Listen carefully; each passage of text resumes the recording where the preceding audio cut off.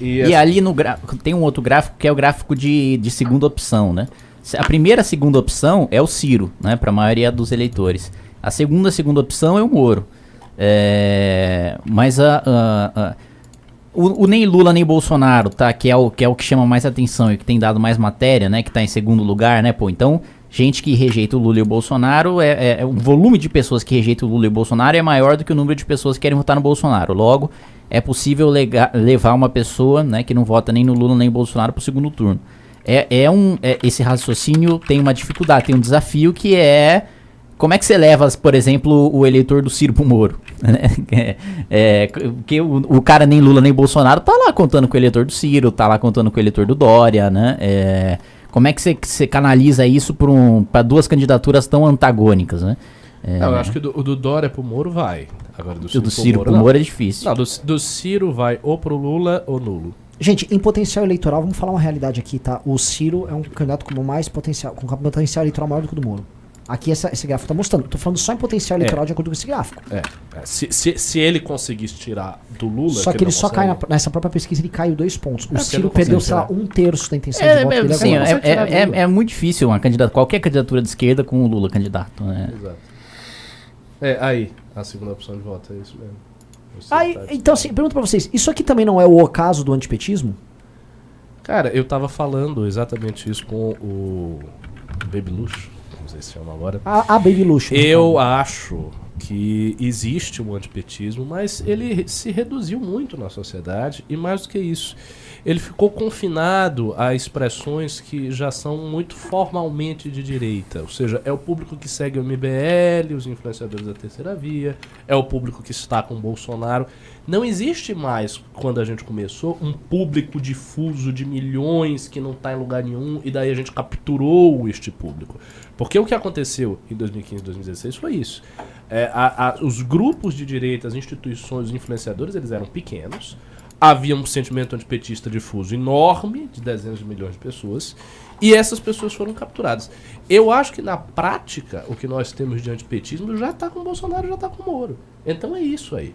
É somar o eleitorado do Bolsonaro, somar o eleitorado do Moro, pegar alguma coisa do Dória e o antipetismo é este.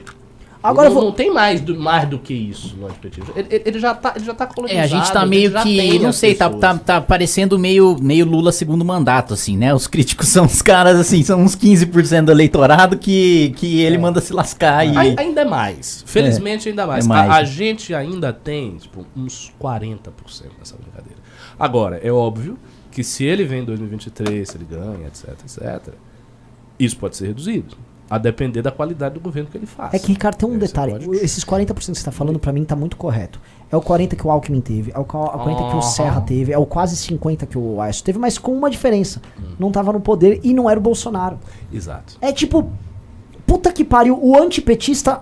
Vamos dizer, o antipetista em 2010, ele já pegou 2 mandados do PT, já tava pistola, já não gostava, achava, pô, vai eleger essa burra da Dilma. Agora o cara tá desmotivado, o cara tá arrasado, velho. O cara tá com a moral dele no lixo. Mas assim, lembrando sempre um detalhe, existe uma parcela do eleitorado do Bolsonaro que, a despeito de tudo o que acontece, não está com a moral no lixo. É aquilo que eu falei no News de segunda. Tem uma galera que ainda se mata pelo Bolsonaro. Tem gente que pega a moto e vai da Bahia até Brasília. Teve um cara esses dias que eu encontrei no aeroporto, né? E aí ele falou, Kim, 2022 você sabe que vai dar nós, né? Aí eu falei, então é isso aí, tamo junto, né? Vai dar nós. Falei, o cara tá falando de mim. Aí ele, não, vai dar nós o Bolsonaro. Aí eu, não, que vai dar nós o Bolsonaro aqui, cara? Que tá doido? Aí ele, mas vocês vão fazer o que lá com o TSE pra impedir que ele ganhe? Porque só assim, né? Só vocês dando uma... Só vocês fazendo uma fraude lá no TSE. O que vocês vão fazer lá no TSE? Aí você para pra pensar, um cara desses, né? Um cara desses, coitado. Você não consegue nem sentir raiva dele. Ele tá completamente, né, maluco, fora da realidade. Ele acha, primeiro, que eu tenho alguma influência dentro do TSE pra fraudar... Entendi, ele já te viu como ele tava curioso sobre qual seria a sua estratégia. Não. Como é que vai ser lá? Você vai sentar com o Barroso lá, com o Alexandre de Moraes? E o que vocês vão fazer? Né, pra fraudar com o Gilmar? O que vocês vão fazer pra fraudar isso? E esse é o primeiro ponto. O cara achar que eu tenho um poder de estar no TSE junto com um grupo de conspiradores que fraudam a eleição. E o segundo ponto é ele achar que o Bolsonaro só perde se a eleição for fraudada. Aí, coitado. Pois é, mas não é 1 ou 2, nem 100, nem 1000, são milhões. É difícil estimar quanto desse eleitorado que o Bolsonaro tem, que é assim. Mas tem pelo menos, por baixo, eu acho, uns 5, 6 milhões de pessoas assim. No mínimo. Por quê? Porque a gente viu a manifestação do dia 7. Manifestação em todas as cidades deve ter dado meio milhão de pessoas. Mas em regra, pelo menos na época, por exemplo, de 2015, 2016, e eu via isso por causa dos gráficos do Facebook quando a gente fazia, a gente chegava a 10 vezes mais gente do que tinha na rua. Então, assim, se a gente botou 3 milhões de pessoas, é porque tinha 30 milhões de pessoas chegando, aprovando aquilo ali, que foi de fato o que se refletiu na eleição do Bolsonaro. Sim. Ele capturou essa galera. Então tinha uns 30 milhões de pessoas e foi 3. Se o Bolsonaro botou na manifestação maior dele 500 mil, alguma coisa nesse sentido, então ele tem pelo menos 5, 6 milhões de caras muito fiéis a ele, que estão dispostos, detalhe, a fazer campanha pelo Bolsonaro. Porque este cara, ele não vai ficar parado, não. Ele vai fazer campanha pelo Bolsonaro. Até porque ele acha que o Bolsonaro está sendo golpeado por conspirações sinistras. Então, mais do que nunca, esse cara vai se dedicar a salvar o presidente, que está fazendo coisas tão boas pelo país, de conspiradores como Kim Kataguiri. Não tá meio Estados Unidos esse cenário, assim, meio... tem uma maioria lá dos democratas, os democratas vão ganhar, e aí no final das contas a oposição vai ficar toda cagada com o Trump sabotando o Partido Republicano. Estados Unidos agora. né? O problema é esse. Tipo, um governo Lula, né, fazendo uma analogia, né, em vez do Biden, e aí na hora de fazer a oposição não consegue se organizar porque tem um Trump lá que é o Bolsonaro atrapalhando. Mas agora eu te falo a real. A real é que é o seguinte, eu vou trazer meu ponto que eu acho que é o que vai acontecer em 2023, tá? Esse aqui não é um programa pra ficar animando muita gente. Só pedir um negócio. Rizô. Senhor! Galera tem que dar like na live pra chegar lá pra um número grande. Divulga nos grupos a live aí, E por os favor. Pix pra Santa Catarina, né? A gente ainda tá na campanha. Todo mundo que mandar pra Pix dar móvel pra Santa vai pro Catarina. escritório do MBL de Santa Catarina que vai ser inaugurado esse mês. Então assim, eu preciso comprar móveis pra galera lá. Mandem Pix. Então, vou voltar pra pergunta aí, Japoronga. Não, voltar pra minha... Porque eu acho. Provavelmente vai ganhar o Lula. Gente, isso aqui tá assim... Se ele perder, realmente aconteceu. Provavelmente ganhou o Lula essa droga. Então o Lula é o favorito à eleição. Vamos pintar o cenário mais provável que é o cenário Lula eleito. Quem é o líder da oposição lá na Câmara? Governo Lula, eu vou trabalhar pra ser eu. Porque é o seguinte, vamos supor, eu não sei qual partido você tá. Você pergunta, tá no União Brasil, que por enquanto é o maior partido de todos, certo? Certo. Pode ser que você pode ir pra outros. Certo. A gente tá sai todo dia uma notícia aí que a gente tá negociando com o Patriota, outro dia falam que a gente saiu com o Podemos. Eu não vou jogar aqui, não vou cravar nada. Mas provavelmente você vai ser um dos mais votados de um partido grande que não ficará na situação, certo? Amém. E assim, eu já falei, não sei se o Rubinho quer, mas o Rubinho vai vir junto, né? O Rubinho vai se eleger, vamos eleger a Adelaide Lava Jato, temos que eleger outras pessoas. Fato é que, assim, a gente tá gabaritado pra poder tocar a oposição contra o cara. Não acho que vai ser, sei lá, o Carlos Sampaio que vai ressurgir da cinza que vai fazer isso. Ou sei lá, o Rodrigo Maia.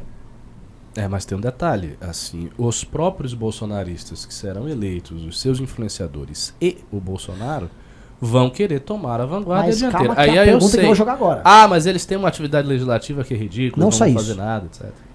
Institucionalmente falando, eles liderariam essa oposição? Essa pergunta que eu pergunto lá. Porque na rua é outra coisa. A rua é pega pra capar, sem Jovem Pan, com o Alexandre de Moraes. Deixa eu tirar esse canal do ar, vai. Vai ser isso. Pergunto institucionalmente. Não, institucionalmente acho que tem ainda assim vai ser, assim, eles vão dar dor de cabeça, porque vai ser uma bancada significativa e primeiro ano de governo o parlamento é sempre uma bagunça, assim, é sempre um negócio desorganizado, tanto que você vê que é engraçado ver o gráfico, né, das votações no primeiro ano do governo Bolsonaro, sei lá, acho que 30%, 35% dos parlamentares que hoje estão na oposição e que fazem oposição de esquerda contra o Bolsonaro votavam com o governo Bolsonaro no início, de tão desorganizado que é o parlamento na primeira que o cara vai lá, o cara não vai meio que na onda, não sabe muito bem o que tá acontecendo, não tem uma assessoria pra saber o que ele tá votando, e aí vai, é meio várzea, assim, primeiro ano de legislativo. Acho que essa é uma das razões, inclusive, pelo qual o presidente tem mais força, né? Muito mais fácil organizar o executivo, que um cara manda e todo mundo obedece, do que o legislativo, que é desorganizado, que é desarticulado. Mas sem dúvida nenhuma a gente não pode deixar isso na mão deles, né? Porque senão aí que o Lula fica no poder mesmo. Pois é. Eu acho que a primeira batalha assim que o MBL vai travar no cenário Lula ganhou no dia seguinte. A batalha vai ser pela narrativa acerca de quem teve a responsabilidade por colocar Lula no poder. Porque é óbvio que isso vai ser a primeira coisa. Lula ganhando, todos os bolsonaristas eles vão se voltar contra o MBL, contra a terceira via, e dizer, olha, Lula ganhou porque vocês sabotaram tudo, vocês não deram apoio ao presidente, vocês destruíram o governo durante todo esse tempo e por isso o Lula ganhou. Eu acho que o que vai fazer com que a gente saia como liderança ou não da oposição a Lula é ganhar esta primeira batalha. Ou seja, é firmar, não apenas para a sociedade, mas firmar para os milhões de eleitores de direita que estão aí espalhados e recebendo fake news e tal. Porque firmar isso para jornalista não interessa. Interessa é chegar na cabeça das pessoas. Se Bolsonaro ainda tem o voto que ele tem, se o Moro não tem voto para tirar o Bolsonaro, é porque o Bolsonaro ainda chega na cabeça das pessoas. É óbvio. Então a gente vai ter que disputar a cabeça dos milhões de bolsonaristas e ex-bolsonaristas e pessoas que votaram e não conseguiram ir no Moro, etc., com uma narrativa, que é a verdade, de que a culpa de Lula voltar foi do Bolsonaro. Isso vai ter que ser impresso como se fosse uma marca de boi na cabeça das pessoas. Acho que essa vai ser a tarefa assim, dos primeiros meses dessa disputa. Pra mim tem um lance, aí é um recurso aí, vamos dizer, eu nem sei quem cunhou isso, é a ideia do bode expiatório. Você não acha que essa massa antipetista vai tratar o Bolsonaro como bode expiatório pra basicamente, como dizem... Ou a gente. Mas eu acho difícil a gente, porque eles votaram no Bolsonaro.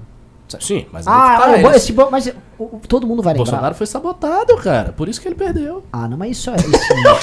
Isso é crença. Essa Muita gente pesquisa acha aí, isso. 70% não votaria nem a pau. Mas eles não cara. acreditam em pesquisa. O que eu tô querendo dizer é o seguinte: tem milhões de pessoas que são quentes e enérgicos que foram no dia 7. E detalhe, as pessoas foram no dia 7, mas não foram no dia 12. O dia 12 foi pequeno. Sim. Detalhe. Então, as pessoas estão engajadas ainda com o Bolsonaro, apesar de tudo. E essas pessoas são loucas, e elas estão fora da realidade, elas não acreditam em pesquisa, elas acreditam em teorias da conspiração, onde o Kim está se articulando com o Barroso para derrubar o Bolsonaro. E a gente, é isso que vai ser duro, a gente vai ter que disputar a cabeça destas pessoas. Porque se essas pessoas não mudarem, elas vão ter força, porque são milhões de pessoas engajadas, para ficar junto do Bolsonaro e metendo o Bolsonaro como principal opção a Lula. Ainda que o Bolsonaro seja um desastre.